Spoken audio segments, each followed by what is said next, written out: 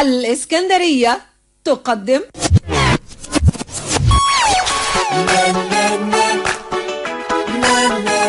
بين الضحك وبين الجد حياتنا بين راحة وتعب، نلاقي السهل بعد الصعب ونهدى بعد ما شفنا العجب، نسمع لما كبرنا يقول أصل كلامه زي الذهب.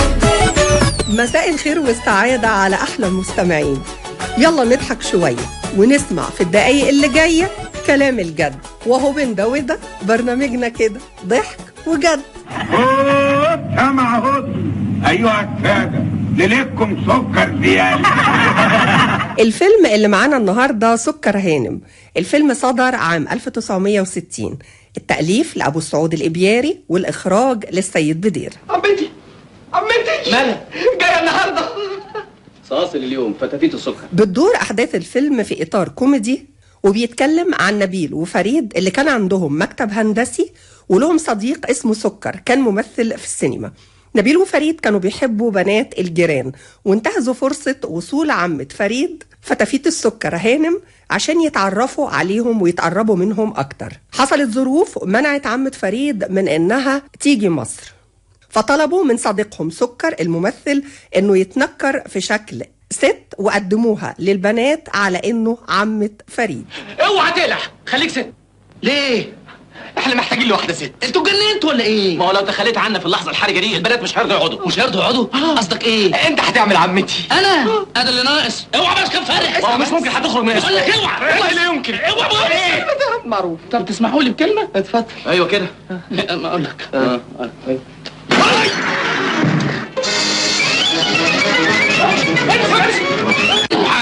ما تضيعش يا اخي الجميل اللي عملته فينا على اخر لحظه. مش ممكن. مين؟ البس الشعر الله يفضحك، البس. سكر هانم بطولة كمال الشناوي، عمر الحريري، سامية جمال، كريمان، عبد المنعم إبراهيم، زوزو ماضي، عبد الفتاح الأسري، محمد شوقي، وليلى حمدي. ادخلي يا ليلى. اتفضلي يا حبيبتي.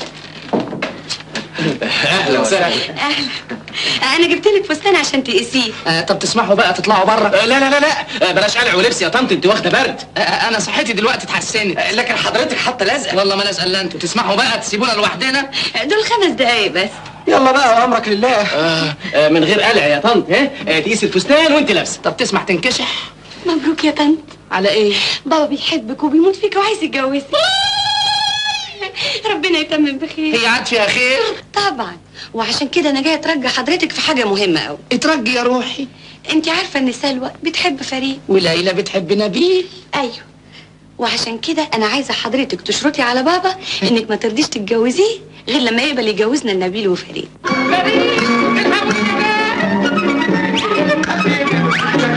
ابعد عني.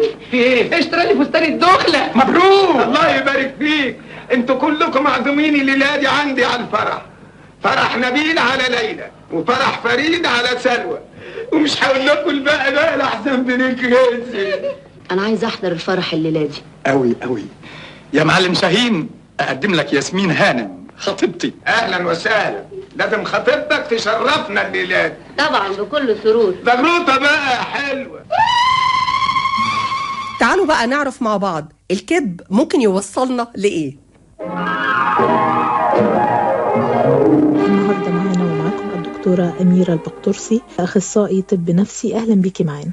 أهلا بحضرتك. دكتورة أميرة، شفتي فيلم سكر هانم؟ أكيد طبعا. فيلم مشهور جدا. الفيلم ده بدأ بكذبة صغيرة والكذبة كبرت وفضلوا يكذبوا بقى من كذبة لكذبة لكذبة. احنا مع أولادنا ازاي يعني ننشأهم على ان الكذب مسيره بيتكشف؟ هو الأول نبدأ امتى الأم ممكن تلاحظ ان ابنها بدأ يكذب؟ من أول سن 4 سنين الطفل بيبدأ يقول أحداث ما حصلتش أو يحكي حاجات فيها كلام ممكن يبقى يعني جزء منه حقيقة وجزء منه مش حقيقة. بتبدأ الأم تبقى متضايقة إن ابنها بيكذب، ولكن مشكلة السن ده سن 4 سنين إن الطفل ما بيبقاش عارف يفرق ما بين الواقع والخيال. ممكن يبقى عايش خيال ويجي يحكي عليه كأنه بجد. هنا البداية بقى، البداية فالأم بتبدأ تقول له أنت كذاب، الكلام ده مش حقيقي. فيبدأ ان هو يخاف انه بعد كده يحكي الحقيقة. يعني الموضوع بيبدأ من السن ده زي كده. العناد بيبدأ معانا من سن 3 سنين. لو ركزنا معاه قوي زيادة عن اللزوم وعاندنا قصاد الطفل، هو بعد كده هيتطور معاه الاضطراب العناد. نفس الكلام بالنسبة للكذب، هو هيبدأ من سن برضو صغير، مش هيبقى مقصود. لو احنا بدأنا نعاقب بشدة ونبقى مش مرنين مع الطفل، للأسف الموضوع بعد كده هيتحول لخوف، ومن كتر الخوف هيبدأ يكذب كتير. الفيلم هو ما كانش يعني لما حكى القصة الشباب كانوا منتظرين عمتهم، وعمتهم ما جاتش، اضطروا يخلوا واحد صاحبهم يعمل دور العمة. هما نيتهم ما كانتش وحشة، بس هما كانوا عاوزين يبقوا صادقين قدام البنتين اللي هما عاوزين يخطبوهم. ممكن يبقى في نية كويسة، فالنية الكويسة دي خلينا نكذب كذبة، بس الكذبة دي بعد كده تتطور ان هي تبقى ضدنا. فطبعا هو الافضل اكيد ان احنا ما نكذبش، او ان احنا نعلم اولادنا ان هم ما يكذبوش. حكاية الفيلم ان عمتهم كانت جاية من السفر، وهم بلغوا البنتين اللي هم عايزين يخطبوهم لما عمته تيجي احنا هنتقدم بقى وتبقى حاجة رسمي وكده وتقدروا تقولنا. فاللي حصل ان العمة فجأة لغت التذكرة بتاعتها وما جاتش، فما بقوش عارفين يعملوا ايه، فطلبوا من صاحبهم عبد المنعم ابراهيم ان هو يعمل الدور ده. هو كان ممثل، فاعمل لنا الدور بتاع سكر هانم، على اساس ايه؟ ان هما يعني ما يبانوش شكلهم وحش قدام البنتين دولت، وان هما مش بيخدعوهم. للاسف في الاخر طلع شكلهم وحش برضو، لان هما في الاخر العمة الحقيقية وصلت وكشفت الموضوع وكده. في الاخر اللي كانوا بيحاولوا يجملوا بيه صورتهم اتحول بعد كده لحاجة ضدهم، ان انتوا كده كنتوا بتخدعونا وبتكذبوا علينا، وكان دي بقى الايه المشكلة بقى اللي حصلت. فهو ده اللي بيحصل لما بنكذب علشان بس مجرد ان احنا نتجمل، او ان احنا خايفين من العقاب. ده اللي بيحصل مع اولادنا. الطفل لو فجأة لجأ الى الكذب، فهو بيلجأ ليه علشان بيبقى خايف انه يتعاقب، او انه يتاخد منه حاجة بيحبها، او انه مش عايز شكله يطلع وحش. نصيحتي لأي أم بدأت تلاحظ ان ابنها بيكذب، لو هو في سن صغير تعرف ان هو مش قاصد ده، وتحاول ان هي تعرف انه دي فترة بتعدي. يعني على سن 5 سنين كده، هو من 4 ل5 سنين، اكبر من 5 سنين بيبدأ تمام ان الموضوع دوت يخف قوي. بنبدأ طبعا نتكلم دايما عن الصدق، وقد ايه الصدق جميل والصدق بينجينا. بلاش الكلام اللي هو انت كذاب، انت مفيش كلمة بتقولها صح، انا عارفة الكلام اللي انت بتقوله، العصفورة قالت لي ان انت بتكذب. ده هيخلي الطفل دايما يكذب، او ثقته بنفسه هتقل. ايه الحل بقى لو انا اكتشفت ان انا ابني بيكذب؟ ان انا بسمع منه للاخر، وبعدين ببدأ اقول له ايه، طيب تمام خلاص، طب انا بقى هبقى اتصل بالفلان الفلاني اللي انت بتقول عليه كده، اسأله كده واشوف هو الموضوع دوت حصل ولا ما حصلش. فهيبدأ ان هو يحكي ويقول الحقيقة. فلما يقول الحقيقة ما تعاقبيهوش ولا تقولي له طب انت ليه بتكذب من الاول، ولا تلوميه على اي حاجة. حاولي تفهمي منه هو ليه خايف. للأسف ممكن الطفل يكذب علشان خاطر في حد تاني بيضغط عليه وبيبتزه، حد مثلا بيأذيه، فهو خايف يقول الحقيقة عشان ممكن حد تاني يأذيه. فالموضوع له أبعاد كتيرة. أطفالنا فطرتهم هي الصدق أصلا، وإن هم يكونوا واضحين وصراحة. إذا اضطر إن هو يكذب، ما توصميهوش بالكذب وإن هو وحش، لأ، حاولي تعرفي السبب اللي هو عادة هيبقى خوف. لو عالجنا الخوف بشكل كبير، هو مش هيضطر يكذب تاني. العلاقة بقى بين المخطوبين أو بين الأزواج اللي بيدخل فيها حتة الكذب، حتى لو كانت بقصد تجميل العلاقة، ممكن تكون إزاي؟ فكرة إن أنا بتجمل في أول العلاقة، عندي مثلا مشاكل ومخبيها، عندي مشكلة صحية وما بقولش عليها. بيحصل البنوتة تكلمني تقولي أنا عندي مشكلة صحية وخايفة أقول للشخص اللي متقدم لي لا يعني يسيبني. فأقول لها طب وبعدين، ولما يكتشف ده بعدين؟ طب ما يسيبك دلوقتي أحسن ما يسيبك بعدين. يعني احنا لسه في الأول خالص، قبل ما تتعلقوا ببعض، قبل ما تتجوزوا. حقيقي فكرة الصراحة جميلة جدا. هي بالفعل صرحته وقالت له أنا عندي المشكلة الفلانية. قال لها أنا مش حاسس خالص إن أنت عندك أي مشكلة، الموضوع بالنسبة لي أنا متقبله تماما. والموقف دوت زود شعورها بالثقة، وكمان هي وثقت فيه أكتر. فالحاجة اللي كانت خايفة منها واللي كانت ممكن تكذب وتخبيها وبعدين هو يكتشفها فيقول لها انتي خدعتيني، لما اتكلمت من الأول خالص هي ثقتها بنفسها زادت وهو كمان تقبلها أكتر واحترم صراحتها.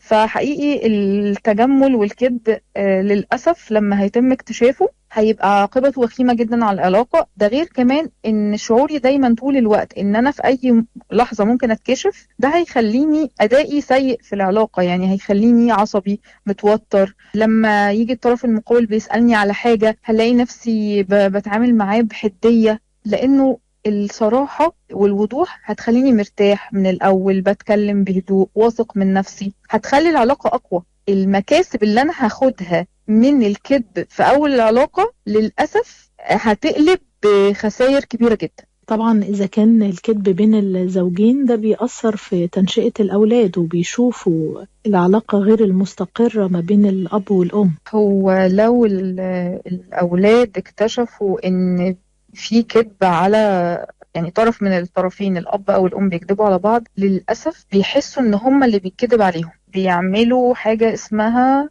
تماثل مع الضحية. يعني الأم اللي اكتشفت إنه جوزها مثلا بيكذب عليها أو بيخدعها، والأولاد اكتشفوا ده، الأولاد بيعيشوا نفس مشاعر الأم بالظبط. وأنا شفت مثلا إن ممكن الأولاد يكتشفوا كذب الأب قبل ما الأم أصلا تكتشف، وبيبقوا بالنسبة لهم دي حاجة صدمة، بتبقى صدمة كبيرة قوي بالنسبة لهم. فكرة إن أنا أكون بكذب على شريك حياتي وكمان إن الكذبة دي أولادي يعرفوها، لا، بتبقى تأثيرها سيء جدا. مش قصة بقى إن هما بيتعلموا الكذب، يعني مثلا مش فكرة إيه أصل بابا بيشرب سجاير فأنا هطلع بشرب سجاير زيه، لا، الموضوع بيبقى أقصى بكتير وأصعب بكتير جدا. مش بابا بيكذب فأنا بكذب زيه، لا، بابا بيكذب فأنا حاسس طول الوقت بعدم أمان، وإن أنا في أي وقت ممكن أي شخص أثق فيه يخوني. الوعود اللي بنوعدها لأولادنا ونخلفها، انت لو بقيت شاطر وعملت وخليت وسويت ده انا هجيب لك الحاجة الفلانية. طب يا بابا خلاص، طب انا نجحت، طب انا بقيت شاطر، طب انا عملت، لا معلش اصل انا مش معايا دلوقتي. بس انت وعدته، بعد ما وعدته ممكن تكون بجد انت صادق جدا في ان انت مش معاك انك تجيب له الحاجة دلوقتي، بس وقع الوعد عليه وان هو تم خلفه، هو بالنسبة له انت كده كذبت عليا. يعني ممكن يكون احنا نيتنا كويسة ولكن ادينا وعد اكبر مننا. فبالنسبة للولد، بابا كذب عليا، ماما كذبت عليا، فاحنا بلاش نعمل كده مع اولادنا، ان احنا نوعد بحاجة اكبر من قدراتنا وما نقدرش ان احنا نوفيها، فبالنسبة له هيستقبلها انت كده بتكذب عليا. طيب الطفل ده لما بقى بيكبر بيعمل كده مع اولاده، بيقعد يوعدهم كتير ويخلف، وتفضل بقى سلسال من الآلام النفسية من جيل لجيل للأسف. أرق تحيات الزميل سامح محمد من الهندسة الإذاعية. كلمات التتر إهداء الشاعر مدحت يوسف. استنونا مع ضحك وجد سمية البكتوشي وأماني أبو الصوم.